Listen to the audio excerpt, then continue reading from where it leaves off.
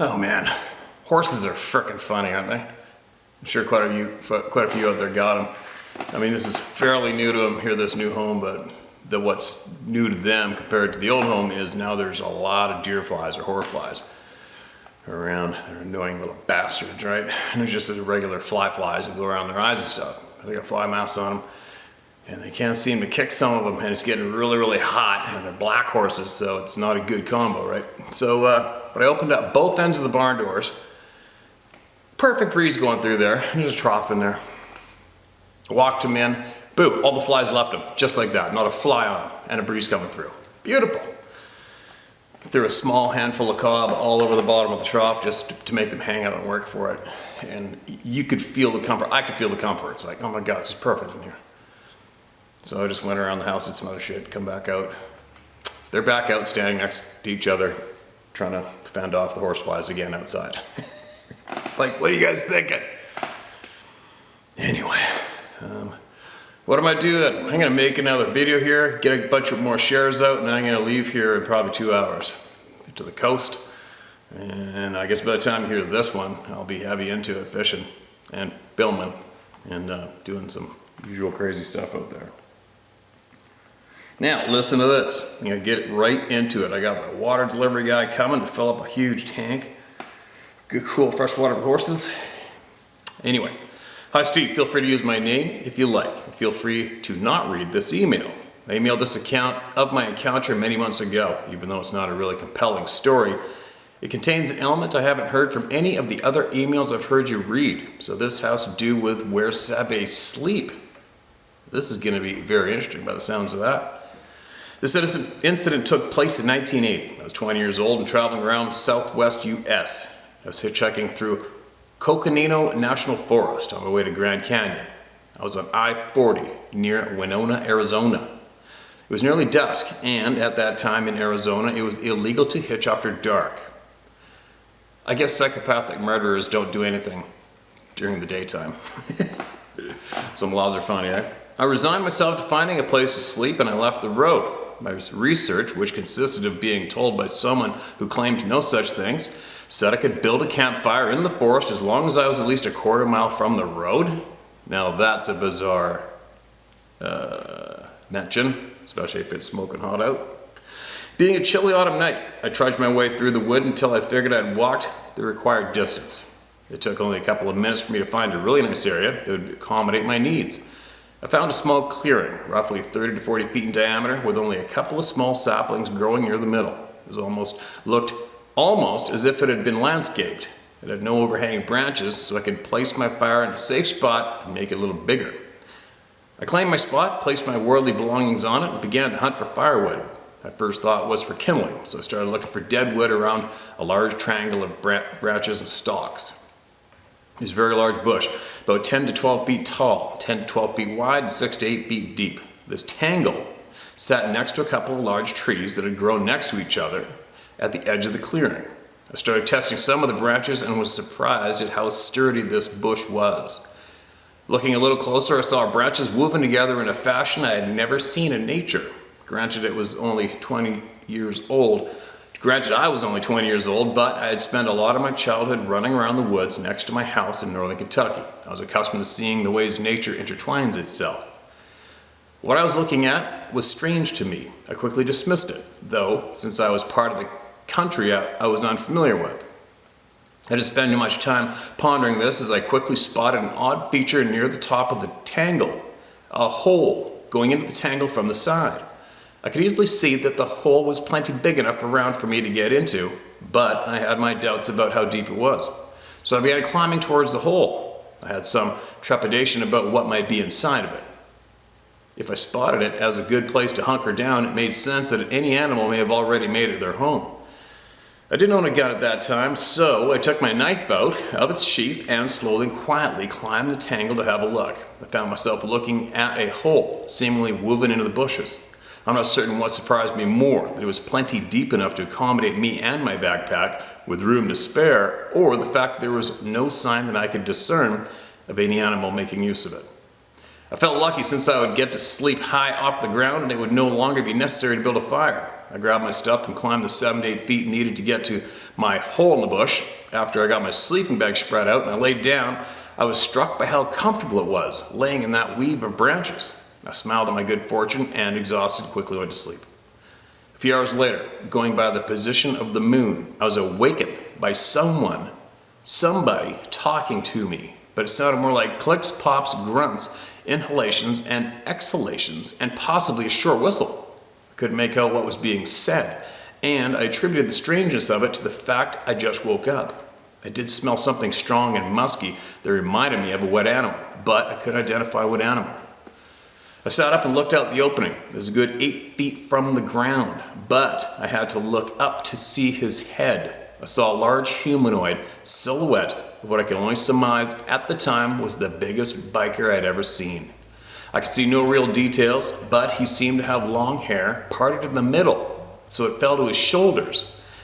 And he had incredibly big arms and wide shoulders. His incredible girth, however, cannot be denied. Back home in Kentucky, I knew a biker went by the name Moose because he was so big. The silhouette made Moose look small. Yes, I was frightened. I was alone, laying in a hole in a bush that had only one way out, and I had no idea how many friends this guy might have with him. I started slowly trying to find the knife I had with me, which was somewhere inside my sleeping bag. Trying to buy me some time and trying hard not to sound like the scared 20-year-old I was, I mustered the nerve to ask, "What do you want?" The guy's head went back and tilted a little, like my question had confused him. Just about the time I grasped my knife handle inside my sleeping bag, I realized my voice sounded so guttural that the guy probably hadn't understood what I said.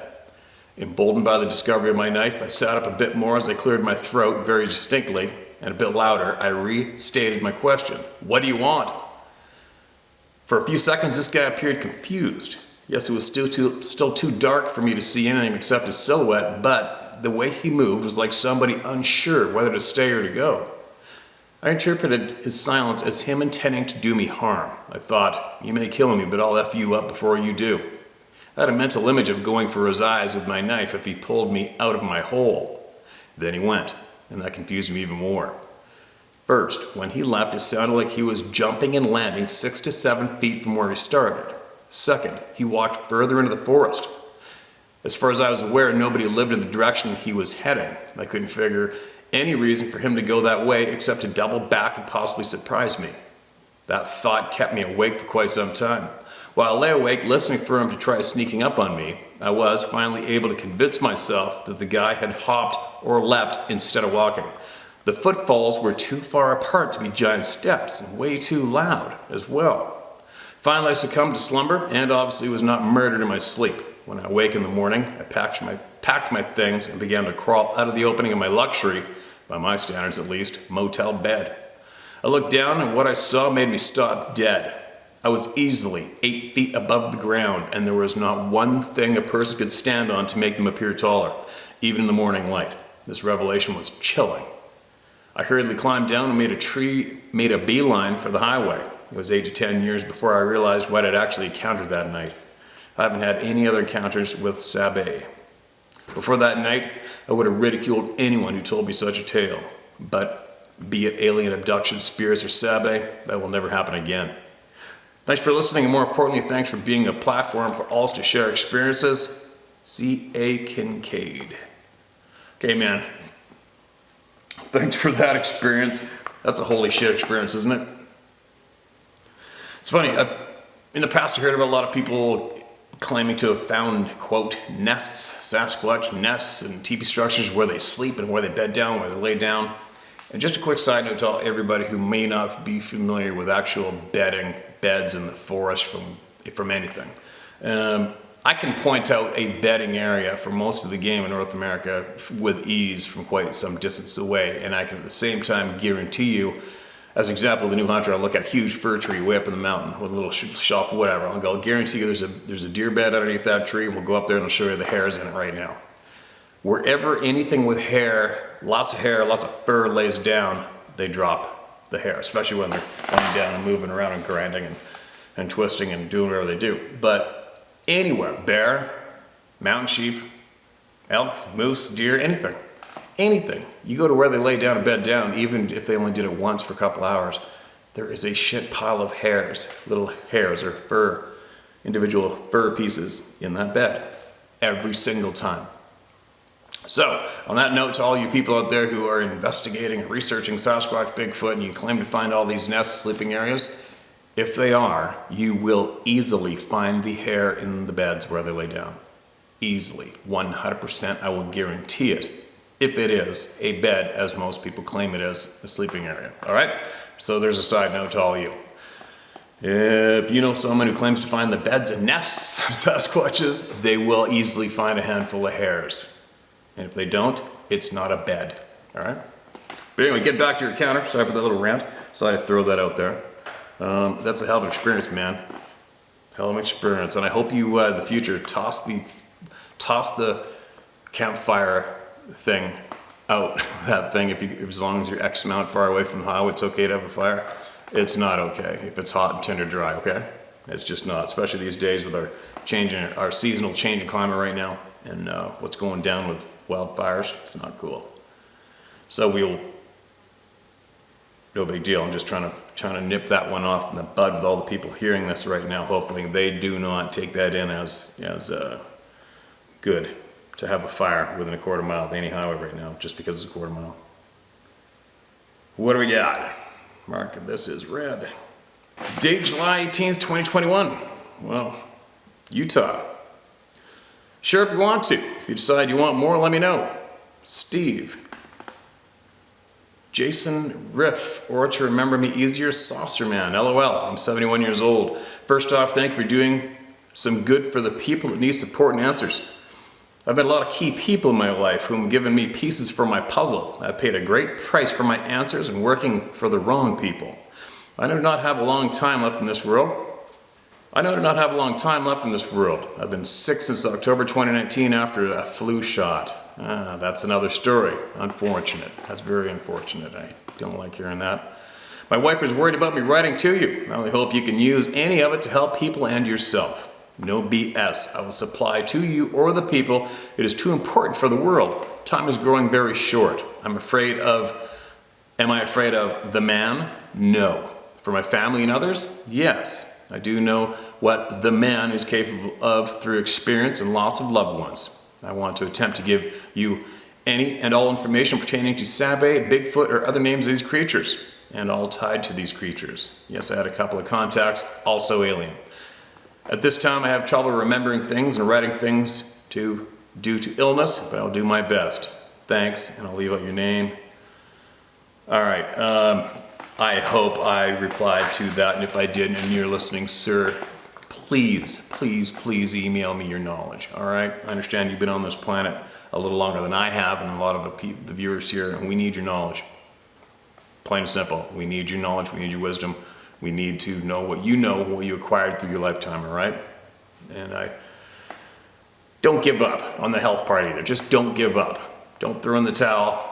It's all between your ears. Turn it around and hang out with us longer on this planet, all right? But send me all your knowledge, please. God, I wish I had the internet here right now. I'd be searching, seeking out, and emailing you right now. I hope you get this. Nuclear engineer seeks out and finds Sasquatch. Oof. Robert Duvall.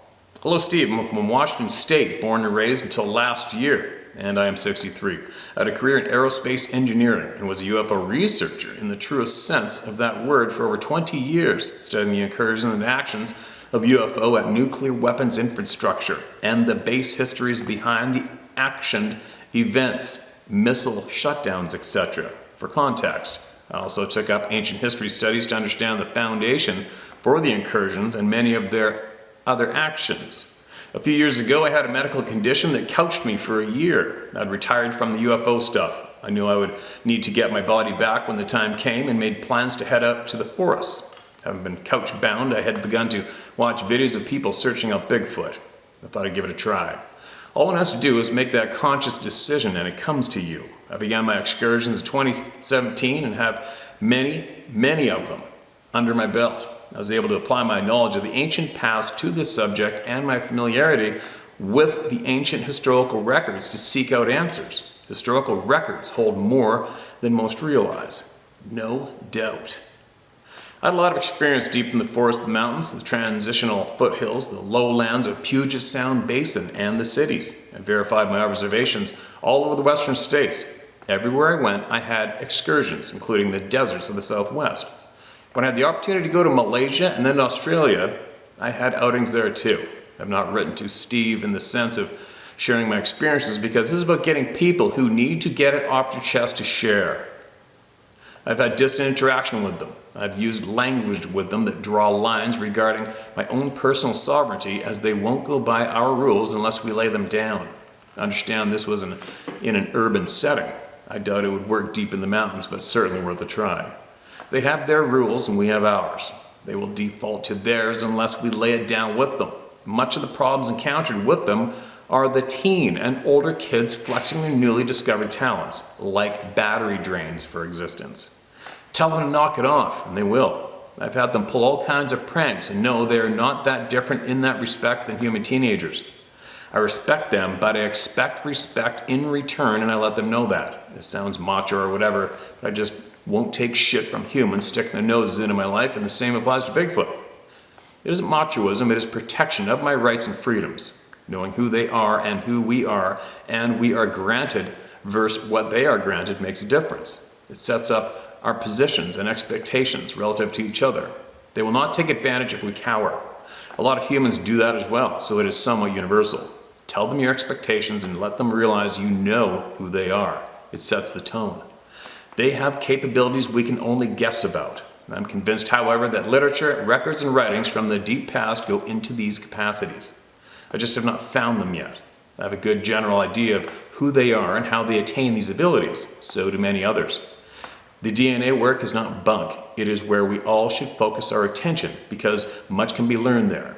Research is advancing the general knowledge of a given subject. It never was assigned to academia. They just took it and claimed it to be that way, but falsely. I don't shy away from calling myself a researcher because that term has been tainted by all of the crap that goes on. None of that changes the definition of the word, nor do those people deserve that kind of recognition. They can F off. I do almost all my work alone, with the exceptions of collaborations with others who are also serious about the historical and scientific side for the sake of verifying both their existence and who they are, according to the historical records. I'm from Washington State. I spent a great deal of time in the forests and the deserts. These beings are absolutely prolific there, but they are many other places, including urban locations, some seasonally and others year-round. Some of that has to do with seasonal access to Puget Sound. There's a lot of food in that sound, and I think it is cultural for them to do this. I've found many grave mounds and understand their reverence for their dead as I have seen the remnants of celebrations and visitations to the graves. Anyone who thinks digging up a grave is a good idea should just get it over with and check into a mental institution. Your only other option is to go dig one up yourself and see what the hell happens. If you decide to do that, post before and after pictures of for the community's amusement. There's your Washington State stuff. I live in New Mexico now. The Rio Grande is full of them, as are the mountains. There are trek areas across the deserts. This is universal across the continents, and they are prolific. You might as well get used to that idea. My question is, why are they calling us into their world now? What is up with that? Does anyone think this is all just fun and play? Does anyone think us going out into the forest to discover these other peoples when we are told we are alone now at this time is coincidental? I tell you it is not. Sincerely, Robert Duval. Well, that's an interesting share. And Robert, it sounds like he claimed to have a lot of knowledge about this species of people.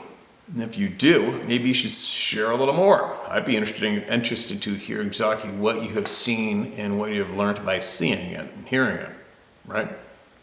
Maybe take some of your best experiences, your most profound experiences that had the biggest effect on your puzzle pieces, and share away. Email me back, share it with the people through me so we can help make sense of what the hell's going on, right? That'd be very, very generous of you to do that. And I think I agree with you. I agree that there's probably some young, I don't know. I haven't a clue what to refer to them yet, but obviously they are tricksters. They pull pranks and they love messing with us, right? In various ways. There's no doubting that one. Not for a second. But why the divide? Why the secrecy? Why the hiding? Why? Why the subtle tormenting of us by them when they decide it's time to? Why? Right? If they can put feelings or words into our heads, why don't they just sit down and have a freaking clean back and forth conversation? Why not? You know, there's a whole bunch of whys. Why? I have a gazillion whys, not only with this topic, but with many others. But anyway, if you want to email back more detailed knowledge, please do. All right?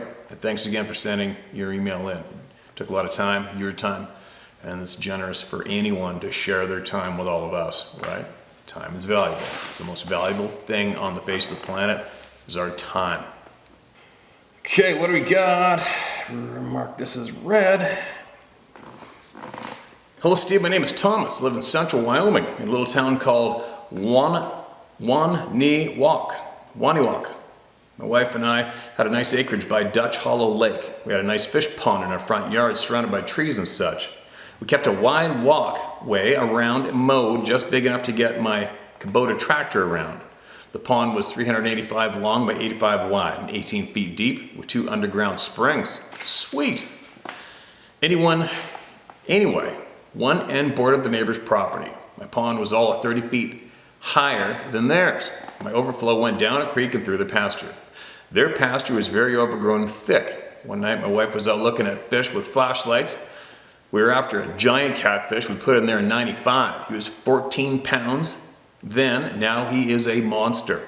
I had my over-under shotgun to pop him if I got a chance. He was too big for cat rigs. Well, this is when it started. I heard the deepest rumbling growl and it made the hair stand up on my neck, and then I smelt it.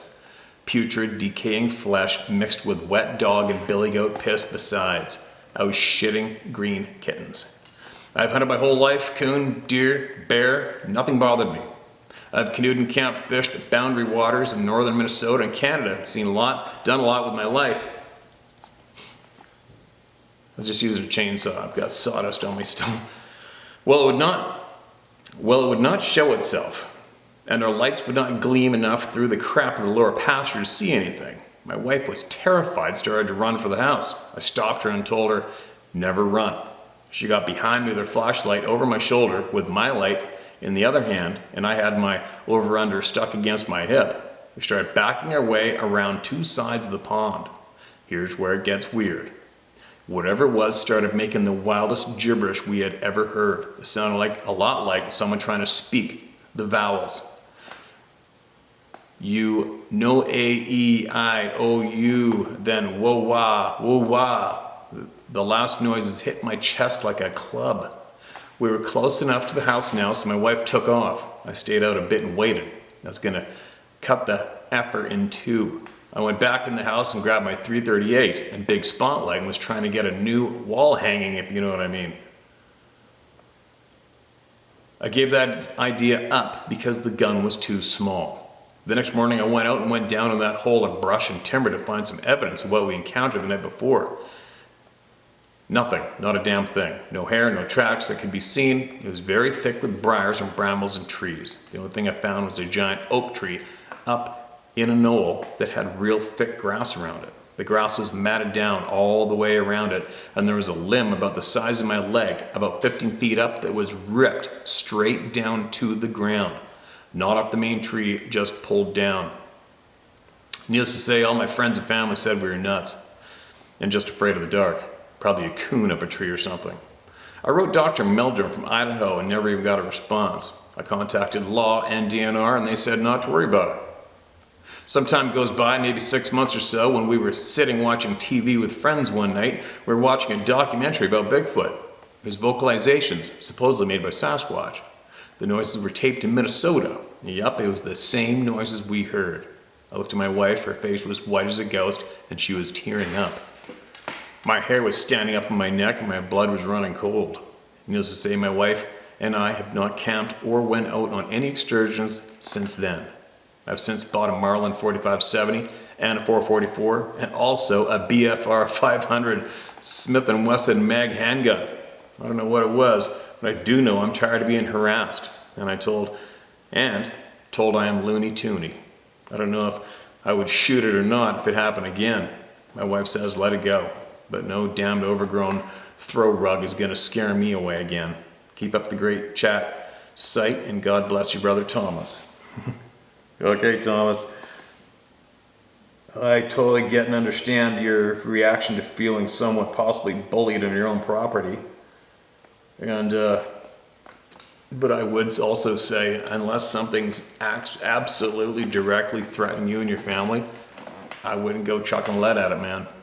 I wouldn't go chucking lead at it. You know, you might want to contact Scott Carpenter. He's got a few methods that are very effective to potentially ridding your property of these annoying pricks when they decide to be, right?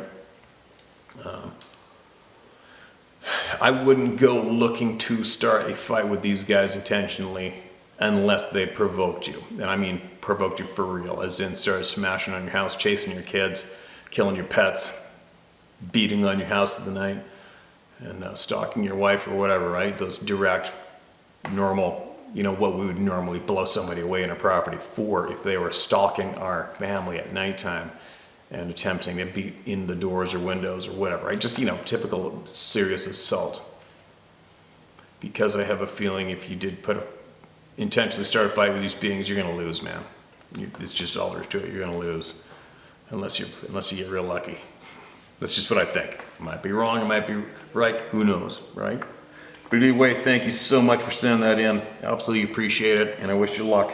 And I especially wish you luck in hauling in that monster-sized frickin' catfish. And if you get him, send me an email. Email me a picture of him, all right? I'd be interested in seeing that Goliath, especially when you know how old he is and how big he was and how much he grew and that amount of body of water. I find that interesting. July 6, 2021. Marked as red.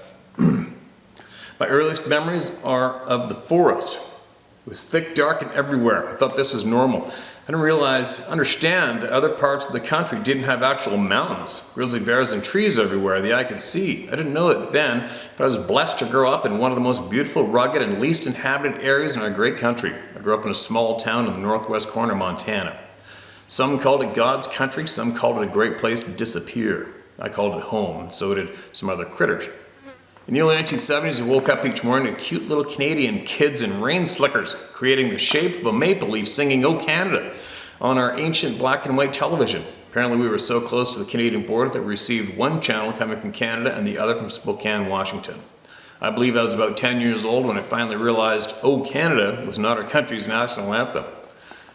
Why am I telling you this? I want you to understand the nearness of some of the densest forests in North America and the fairly sheltered life I was living. I knew Jesus loved me, God was watching all the time, guns weren't toys, men drank beer and women drank coffee, wore curlers and smoked together while the men were at work, and kids played outside all the time. My little brother and I played in our yard. We were careful to stay within the boundaries of our little yard. To the west of our little trailer court was US Highway 2, heading out of town, and of course, more dense forest. To the east of us, we had less dense forest leading into a broad meadow, which ran alongside the Kootenai River. Every now and then, we were allowed to play at the edge of the forest on the east side of our trailer house. We would not go very far into the woods because Mom could not see us and there were grizzly bears in the area. Cutting it short, my water delivery's here. I'll be back and finish this in a few minutes, as long as everything goes smooth. All right, got that taken care of. Now, get this taken care of, and then I gotta load the truck to get out of here. As a child, you don't always look at details around you higher than your head. Actually, not too many adults do either, to be honest, especially in the woods. This is an important piece of information that will be referred to again later in the story. We lived in an early 1950s model 2-bedroom mobile home. It was silver and sky blue. I remember big windows in the front of the trailer and smaller ones everywhere else. My brother and I shared a room at the back of the trailer. We had one large window directly across from our bunk beds and 2 small porch-style windows next to the beds. Our dad worked at a lumber mill on rotating shifts. 2 weeks, 2 days, and 2 weeks nights. 2 weeks days and 2 weeks nights. The nights were the hardest because Mom was left home with 2 little kids, and often there would be animals getting into our garbage cans and rubbing up against the backside of the trailer, causing it to shake. We didn't have a telephone back then and only one vehicle. Dad took that to work. Dad was a gun enthusiast and a hobby reloader. He had made quite the name for himself in the area as an amateur gunsmith. Needless to say, he left Mom home with several loaded guns to guard the home and family. She knew how to use them, but did not like to do so. We kids were taught from an early age to respect firearms. They're not a toy, and you never ever point one at someone or something unless you plan to use it. If you did use it, you better not miss and shoot to kill. There had been a lot of noise outside the trailer where the garbage cans were located. There were old aluminum round ones that you had to really push down on the lids to get them to stay on tightly. We always assumed they were being moved by neighborhood dogs or bears, black or grizzly. The curious thing was that they would get the lids off and dig into them for leftover scraps of food. The cans were rarely ever dumped on their sides. That's weird. Mom was afraid to look out the window to see what was causing the ruckus outside by the garbage cans. She was afraid whatever was making the racket would see her and then try to get into our oversized travel trailer. The cans were right under the dining room window. Thankfully, these events did not happen while my brother or I were awake. Mom had mentioned one morning that the night before, while up watching television, waiting for Dad to come home, she had heard something up against the front of the trailer. The couch was up against the wall where the front bank of windows happened to be located. Even though it was dark out, Mom pushed the curtain aside to see what was going on out there. She assumed it was another bear, dog, wolf, coyote, or other sort of wildlife. To her horror, she was met with an enormous man-like shape with red eyes looking right back at her. She screamed, closed the curtain, checked the locks on the doors, grabbed a gun, and turned off all the lights. She waited until my dad got home to go to sleep. I was never told if she told my dad. She must have told him something. A bear? Because she would have had a gun out of the safe loaded and ready to go. As my dad used to say, cocked, locked, and ready to rock. Rest in peace. Another time while my dad was at work, we had just been put to bed, and Mom was alone with us kids. We kept hearing something rub up against the back of the trailer by our bedroom. On the other side of our bedroom wall, there was a propane barrel up on a roughly 5-foot frame with crossbars for support. This frame and barrel took up most of the end of the trailer. My brother and I regularly got into trouble for using it as a ladder and attempting to climb up onto the roof of the trailer, or as a way to get into one of the branches in the nearby maple tree. That night we heard it hit or slap the back wall repeatedly.